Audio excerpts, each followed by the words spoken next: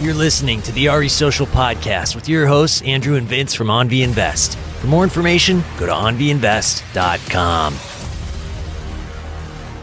What's up, everybody? Another episode of RE Social. This is an exclusive, just myself, Andrew, and Vince. We are going to be going into kind of a two-part because it's very topical. We just had a really great and powerful coaching call with one of our clients, and I kind of missed some of the conversation.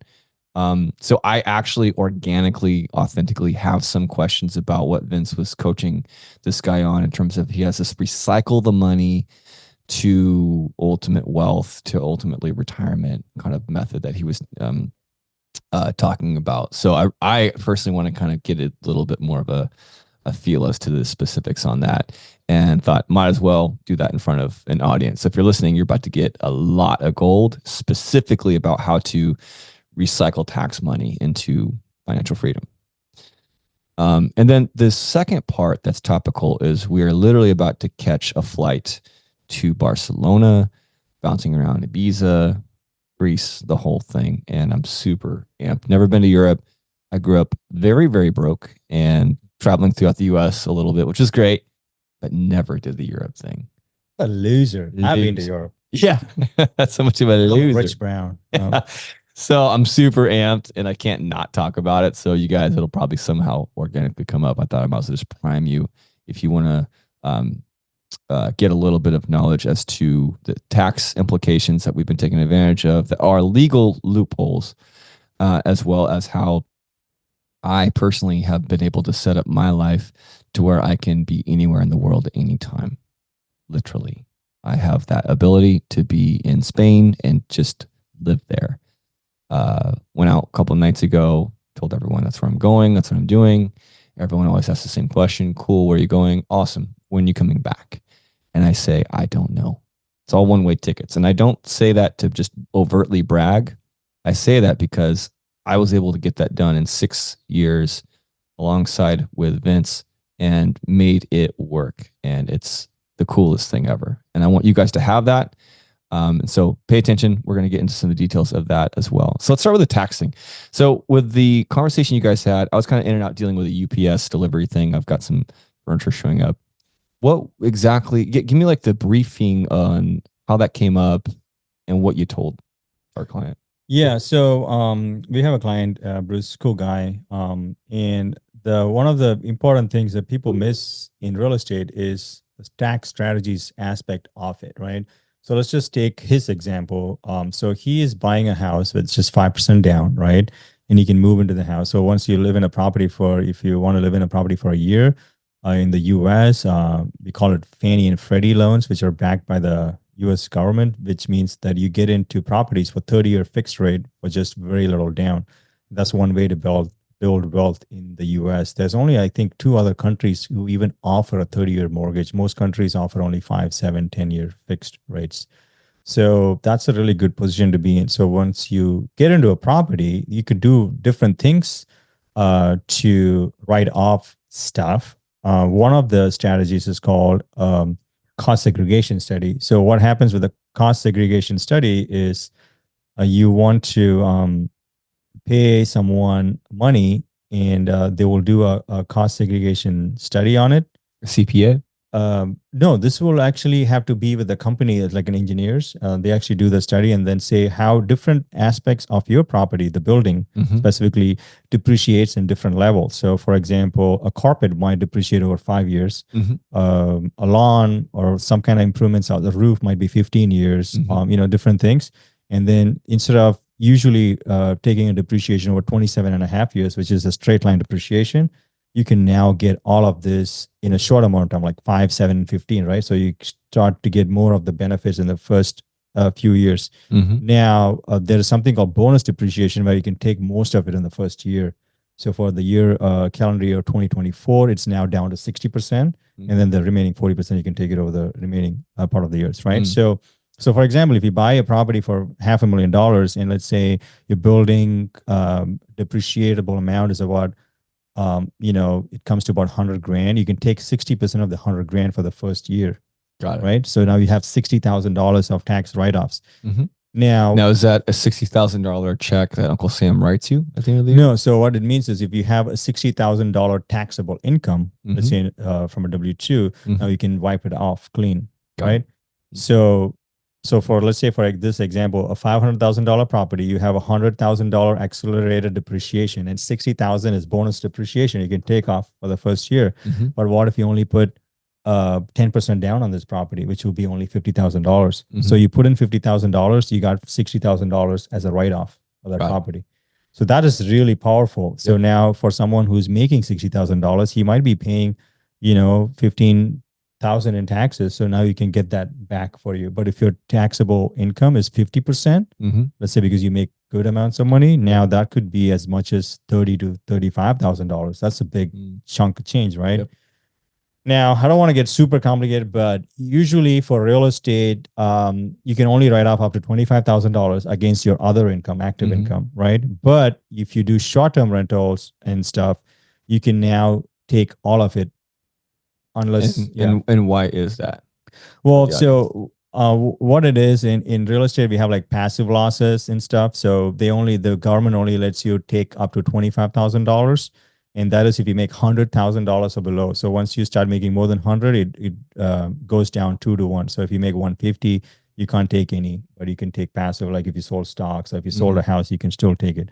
Now for the short terms, which is considered 7 days or less per booking, now the IRS considers that as an active business. So when you have active business losses, you can take it against your active income. So such as basically what I do for music school, there's tax write-offs. Yeah. Well, your case is slightly different because you are also a real estate professional. Right. So you don't need any of this garbage. You could just write off whatever you have. You don't need to do a short term. You can actually just buy an apartment building and just write it off because you are considered a real estate professional because you're a realtor and you heavily are involved in real estate. Yeah. And so what are the parameters to qualify as a real estate professional?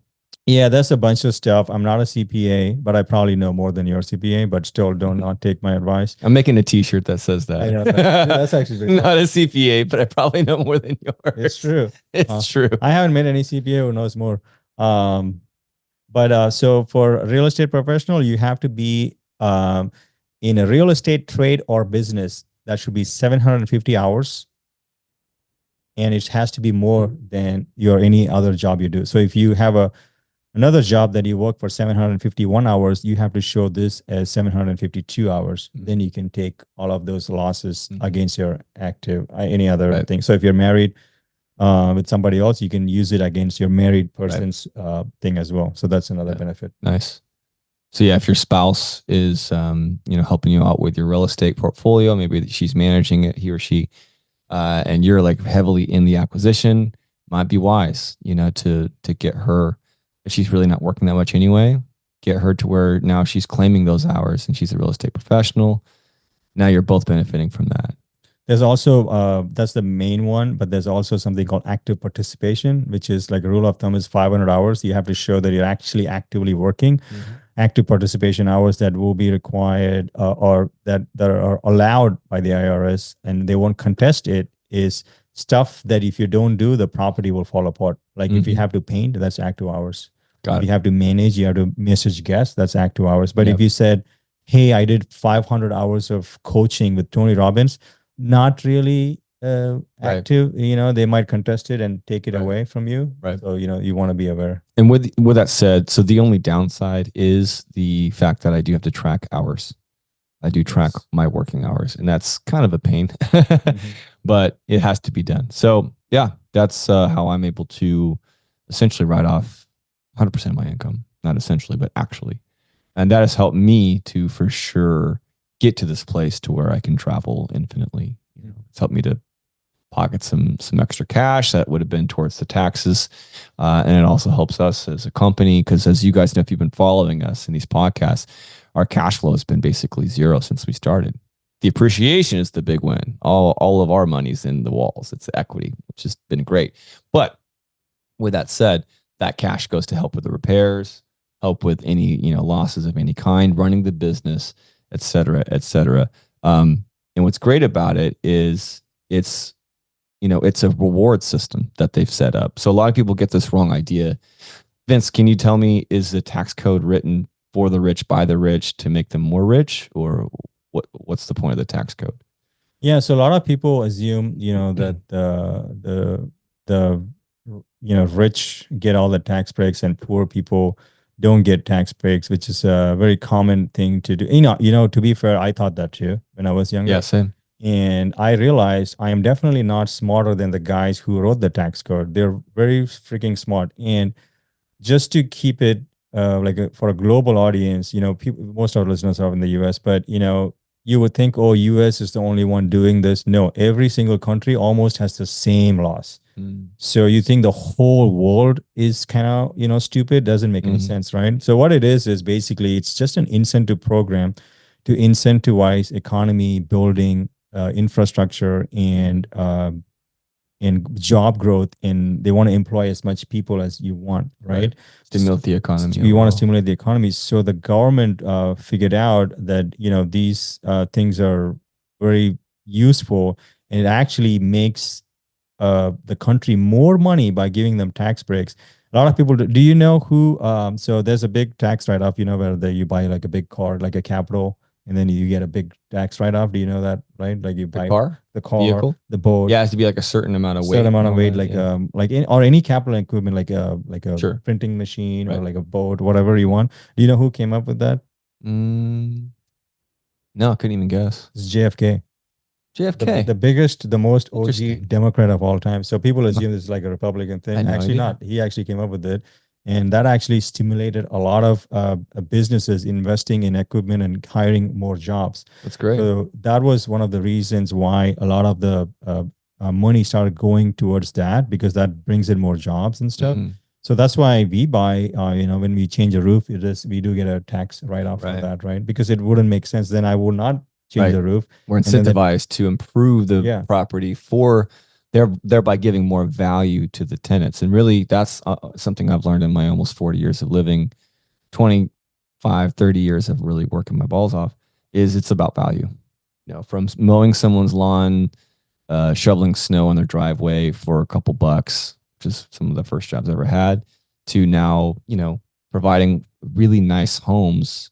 In particular, my favorite way of providing value is providing a really wonderful, furnished, clean, new home to some family who just lost their roof because of some crazy storm that went through. And now the insurance company pays us a premium to make that problem go away. So it's a win, win, win. And that's why, that's how the rich get richer, is you just learn to give more value.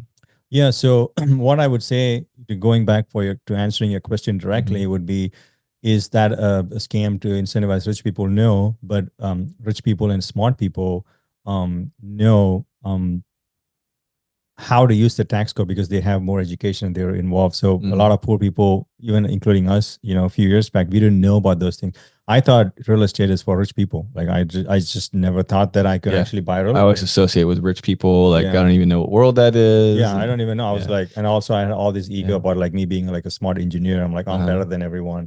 Those kind of stuff. You just realize as you get older, is the people who have wealth is directly proportional to how much value they bring to the world. That's it. It's so simple. That's what it is. I wanted to hit on that underdog versus but before that, I wanted to hit on this is, a lot of people assume that it's not fair for people to buy all these different properties, and why do you want more than one? It should be a right. Oh, why is it a right? Like, this is not a communist country. It doesn't make sense when people say like it should be a human right. No, not like, so a human right to make the brick. Like, who made the brick for the house? Or you don't want to pay him. Yeah. So you want to steal money from people who made the brick and did the labor to build the house. You just want it for yourself for free. That doesn't make any sense, right? Yep. So when people say those kind of arguments, it doesn't make sense. Like, for example, at work, they say, oh, you shouldn't be able to buy all those houses. I just ask you, hey, wait, you have employees who get mad that you own more than one home? Oh yeah, they're furious. So seriously? Yeah, I'm serious. So it's not just employees, like everybody, right? So it's like, so I ask them like, hey, Laura, whatever your name is, they say like, hey, I ask them very simple questions just to say like, hey, where do you have your money? And then they say, oh, I'm a good citizen. I put money in the bank and I get 5%. And then I usually ask them, how dare you put money in your bank and you just expect 5%? Are you a piece of crap person? Like, why do you want free money? Mhm. And they go like, what do you mean? I'm just, I'm like, how did you get that money? Why did the bank give you 5%? Can you tell me why the bank gave her 5%? Yeah, they're taking that and making way more on it. How are they doing that? I think they're investing in, well, I think it depends on the bank, but you tell me. So the way they're doing that is they're lending that money to me Oh, and we're right. buying the house. Yeah. So the only way this whole system works is if we go and buy houses and buy planes and cars and build stuff. It stimulates So the they stimulate the economy, economy, grows the creates money. jobs. So Yeah. that's the only way. So the people who are complaining, about this is like they're leaving money in the bank and the bank's making a lot of money because the bank can lend 10 to 1. So if you have $1, they can lend $10 out. Right. So they're making like tons of money, right? Yep. So that's how the system works. So instead of being like mad, like, oh, you shouldn't be doing this, I'm like, do you want to work 6 years for free? Yeah. Of course not. That's what we did. You would rather die Literally. than do that. Yeah. So it's like the people who are willing to sacrifice and do those kind of things for long periods of time and expect nothing in return, or not nothing in return, but expect not immediate gratification. Yeah. That's really how Delayed you can get gratification has wealthy. been the theme. Yeah, I particularly have hit a pretty significant milestone, and it's mostly because of that. And I remember I was talking with somebody yesterday who's just like really in the beginning stages of actually seriously getting some success in their business. Nice. And I gave them a compliment. I was like, hey, I'm proud of you. Like, I see what you're doing. I see that, because a lot of people will start something, they'll talk shit, and then they'll fizzle out within months. This person has not. And I just want to tell them like, hey, I see you. And they were super grateful. And, because I gave them, some advice back in the day, and I do that too much. And now, fortunately, I'm getting paid for it. But I'm really proud of them because I told them this. Here's my biggest secret I can tell you right now. It's just taking one step forward every day. Just keep going. That's what we did for 6 years. Just kept moving forward, kept, grinding, making mistakes, experiencing wins, all the above. Didn't matter. We just kept moving, kept getting into escrow, kept buying, kept making it happen. And that's something I noticed even now that we have, high paying coaching clients who are getting wonderful gems and advice from us every week. Man, it just comes down to the work. That's why I was bragging to our other client about how we just bought a property. So I walked this property with one of our clients. He's awesome. He's crazy enough. He drove out there to the Nashville area, and we walked a bunch of properties, like a lot. And the one that he was kind of like joking about wanting to buy it out from under me and steal it, and I don't care. There's plenty out there. But I told him, hey, by the way, it was at the end of that coaching call we had just last week. I was like, by the way, remember that property that you really loved and you were like saying you were going to buy it? By the way, he's not in a position to buy it. We're working on him on building that, whatever. I said, we bought it. Like, we actually closed on it like 2 weeks ago. It's getting furnished right now. And he was like, what? And I was like, yeah, I'm not saying that to like rub it in your face. I'm saying that because I want to motivate you. And we only own 40% of it. So right. Steve and my roommate Trash Panda owns the other 60%. Love it. Yeah. And that's why we were able to make it work. They're giving value to us in that way, and we're giving value back. It's value, you guys. Yeah. I always like to tell people money is just one of the ways that, you can give value. Yeah. But there's a lot of different ways, you could manage my properties. Maybe you can get a little bit of equity, that's the way to do it. Have you thought about investing in real estate and taking advantage of all of those benefits without any of the work? That is something that OnV Invest not only provides, but has been providing since its inception.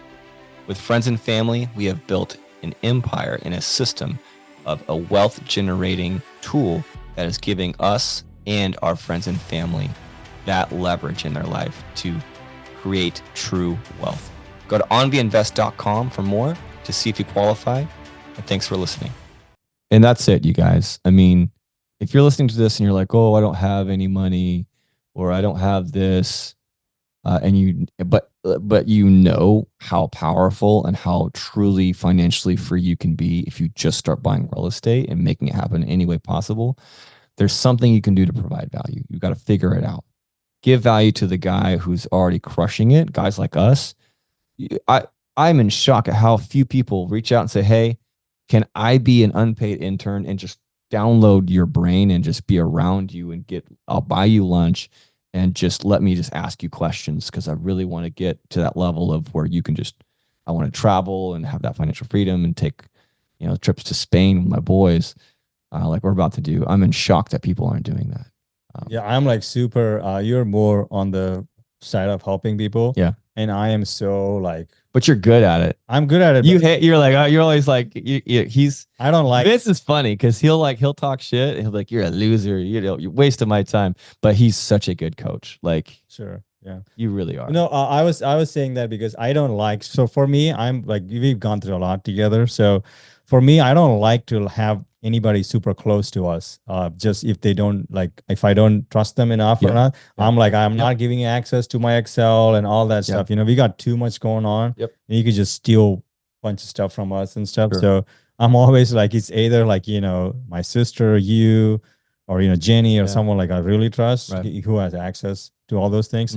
But yeah, because for me, I only think of liabilities and assets now. Sure. And I've been saying this when I was a loser. Yeah. I used to tell you this all the time. That's the whole theme of Rich Dad Poor Dad. Anyone listening to this, by the way, if you haven't listened to that book or read that book, yeah, you should do that. Fucking stop. Like, get on the book. Like, that's number one.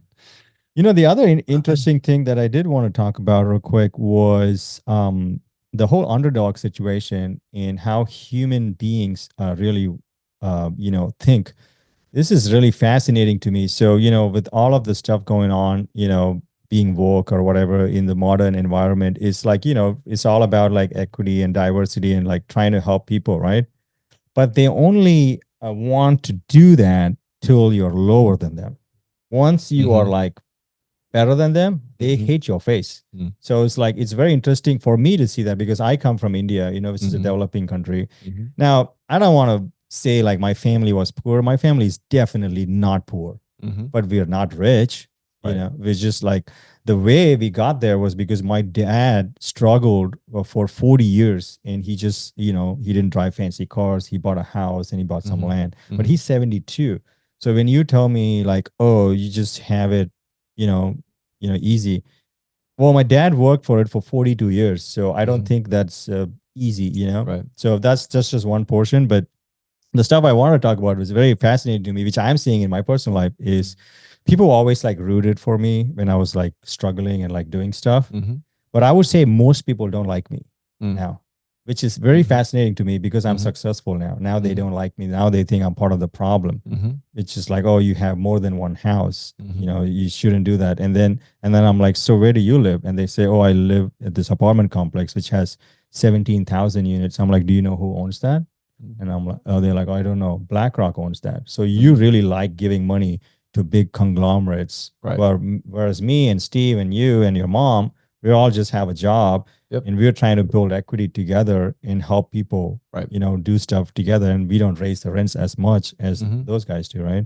So it's just very interesting to me that people who are actually rooting for you, they don't like you at all now that because you're either making them uncomfortable because they see the faults in their own thing. Yeah. Or they don't like that you're actually successful. So I've noticed that in my life as a little bit. That's crazy, right? Interesting. Yeah. But you're a good looking white guy. You have an excuse. Kind of unfortunate. No. But yeah, without naming names, I have seen, let's name them honestly. I have seen, I don't know. There's just there's an energy shift that happens. Yeah, that's unfortunate, but it is what it is. And you've been saying this forever, there's just some people that are gonna have to fall off naturally. And for me, I don't overthink it. I'm very organic in my approach to just my social life, my life in general. And so I find that, hanging out with people who are also taking action, guys who are buying real estate, Fabian, the Josephs, even Eric, we got dinner the other night. We always have something to talk about, when you own assets, when you're going through those struggles. I was sharing with Eric the other night at dinner, some of the stories and fables of our first property, like things that we don't even talk about on the podcast, like insane things like inheriting I'm like a drug dealer tenant and like just the process of that. And it's like, it's really, we should just do a whole episode on just like the worst parts of like what we've gone through. Because I think that might be part of it is people see, that's the thing is they see okay, now you have assets, you have this, whatever, you have a podcast. By the way, thanks for listening. But they don't see all the hardships and all the fires and all the pain that we've gone through. And it's significant. You know what I'm talking about. Like he had hair before this. He's only wearing a hat because he's bald. Not an actual joke. But the point is the struggles are real. And the only way that I was able to have the balls to take every single dollar I had and put it into our first deal is because A, I knew that it was that or nothing. And B, I actually just had the confidence to just go into it and trust in myself. Pretty much knowing that I'd make some mistakes. It was inevitable. But I took a huge jump, all my money, and we made a lot of mistakes. And guess what? I had to step, fetch, you as well, and we had to really overcompensate and outwork the problem. But I knew that I had the ability to do that. I was in my early 30s. I had energy, enthusiasm. And what else that I had? You made a great point at our meetup. You know, you're like, well, I'm a loser now. If it doesn't work, I'm just a loser again. The whole audience was like cracking up. Yeah. It was so funny. It was so good that at the end of the whole speech when we did it, we got this like big applause, which is the first. That was kind of that was kind of cool. Yeah, but yeah, and I think partly because you were just so like, I'm a loser anyway. I took whatever. Well, for people who didn't come to the podcast, the meetup is, I'll tell you guys, is like, you know, one of the biggest questions that we do hear from people starting out is like, oh, you know, what is going to happen? Like, you know, like what if the property doesn't work out and, you know, I lose the property and my life's over. And I usually say, well, your life's over right now. Like, what do you have now? Like, oh, you don't have that property that you're scared of losing. So who cares? Like, you're already a loser. Like, it doesn't matter. It's just gonna, you like, I always, this is the funniest thing I always tell them. Your worst case scenario, like you've been like grudging your whole life, is like freaked out, is your life right now. Yeah. Like that is the worst case. You're just living that every day. That's powerful. So it's like, okay, so you're going to just keep living that life, or you could just take a risk and maybe you'll come back to that, but you'll learn something and you can just move on. You'll at least learn something. Fail forward and prepare to make mistakes because you will. But I would say though, I do not take those risks right now because we have lots to lose. Yes. And I have a lot of your mom's money and my sister's money and Steve's and my friends retirement accounts. I have no interest to play those games now. So now I play a very different game. You don't want the meth dealer tenants? No, I do not want, bro. I'm yelling at Bruce for trying to buy that. That's one of our clients. Oh, come on, man. Like, come on, be woke, be cool. Can't do that, man. It's not their problem that they got into drugs. I know. I always find that all the woke people, we're going to lose half the audience. I do not care. I don't care at all. But it's like, those guys don't have anything. You know, the guys who want to help the people. You know, for example, I was talking to someone. Let's go on this rant, right? It's like, they're like, oh, you can't call people homeless, Vince. You got to call them unhoused. And I immediately stop them and I go, I'm going to make a wild assumption that in your entire life, you have not even looked at a homeless person and tried to help them. And they're like, that is kind of true. So you want to feel good about trying to help them. But you know what I have done? We have housed homeless people for 2 years at 509 King Street that we own. And you know what I found out? A lot of them were like, hey, thanks for, you know, helping us out. We've providing the food with government was kind of giving us credits. But most of them said, hey, bro, like, boss, you're not giving us drugs, so we don't want to live here. I'm like, bro, the whole reason I have this is so that you won't do drugs. I'm giving you food. Some of them were trying to get educated, get jobs, but most people didn't. Right. So that is actually helping them, calling them unhoused instead of homeless and living in you're doing nice white neighborhoods. I'm like, fuck you. Like, I don't care about you. You just pretend people, you know? Yeah. I don't like those guys. Yep. So that's the absolutely, man. Yeah.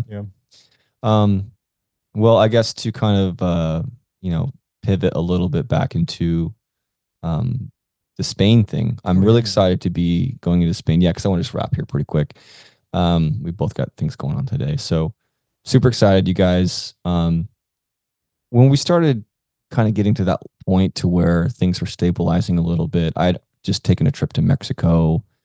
By the way, I recommend Mexico and Mexico City in general. It's very different than what you might think. Great food, great people, great culture. It's a blast. And I look back on that 5-week trip very fondly because it was just obviously just living my life in fun, but it was also a really great way for me to take a step back and get a bird's eye view of my life. And then when I came back, I hit it really hard and we really made some huge strides forward in both my businesses. And what was cool about that is around week 3, I got my first coaching client because people saw that I was living the life that they wanted. And I didn't realize at the time, but everybody wants that life. I thought it was just me. It's like, I just want to be able to have complete freedom. No, obviously I wasn't so different.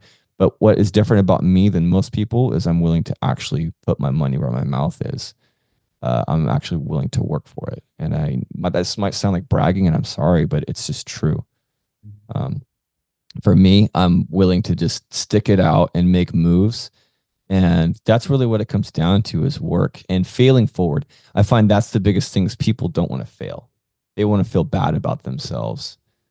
Screw that, you guys. Get out there and fail more. Something I tell all my clients forever. When I was teaching guitar back in my couch to the calls that we have today with these, real estate guys, I always say, hey, the only reason why we have what we have and we have the success that we have and we're coaching you is we failed more. We've made way more mistakes than you hopefully ever will. As long as you're our client, that will be the case. And that's all we want. That's our whole job. That's what I told Bruce today. I was like, our whole job is to save you headaches, save you time. That's what you're paying for. He would have lost everything if he lost it. It's like bad. But it's good though, he listens, and that's the mark of a good investor and stuff. But yeah, man, I'm really excited. I haven't left the country in 17 years. I don't know if you guys know, but I came from India. So stoked. Long time ago, 2007, and it's been a long time coming. So I didn't want to leave before I got my green card and all my stuff done. Mm-hmm. So we're going to be starting to do this, and I'm very excited to go with my best friends, Drew, JK, Prashant, and Vivek. So super, and we all for people who don't know, also we all own properties together too.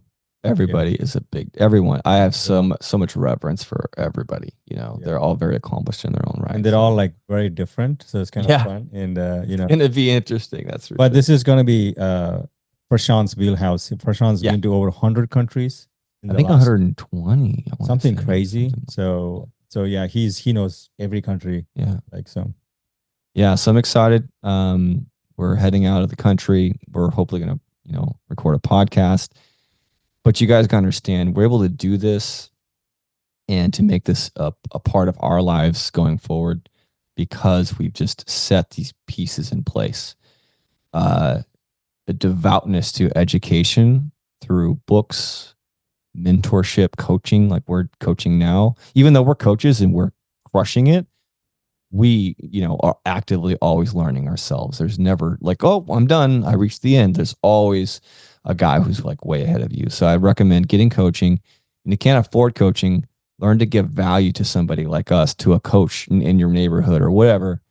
Run coffee, whatever they got to do. I'm telling you right now, if you emailed us and said, hey, I heard your podcast episode, how can I work for free and just download your brain so I can be successful and have millions? Oh, I would be delighted. I'm awesome. Yeah. Well, first of all, let's figure out your skill set. Let's figure out what you want. Let's see if I can even help you, if this even makes sense, and go from there. So there's some way to give value to somebody in your area. That is the number one thing I would have done different. Had I could start all over. I don't like having regrets, but that's the one thing I would have done different. I would have had some coach that I just humbled myself and said, hey, I admire what you're doing. Teach me your ways. How can I help you? Yeah, that would have been cool. We didn't have a lot of money. We had no money. Yeah. So my whole thing was, instead of paying, we were pretty cheap, but the coaches that I was looking at was $30,000. Yeah, I remember that. And I'm I could just buy the house for $30,000. Yep. So I just bought the house. But instead. What I'm saying is I would have just been more aggressive with how can I help you? What can I do for you? Yeah. In fact, what's funny is I did that with Vivek, one of our good buddies who's going to be traveling with us. He's super smart with stocks, just really good, conservative financial guy. And he's completely transformed my stock portfolio just in a couple calls. He wanted to learn guitar. and like was really like serious about it. 2 calls. Yeah, but can he play Jesus for? I gave him some guitar lesson, and then he gave me, basically stocks and investing template that I could run. That's pretty much set and forget it. And it has been for years. And it's helped me to reach this certain like kind of life goal that I had. It was part of it was 10% of the pie. And so the point is that's how I was able to work that out, because I didn't have a whole lot of extra expendable income, but I was really good at something he wanted. So figure that lane out, you guys. Find a way to get into a deal.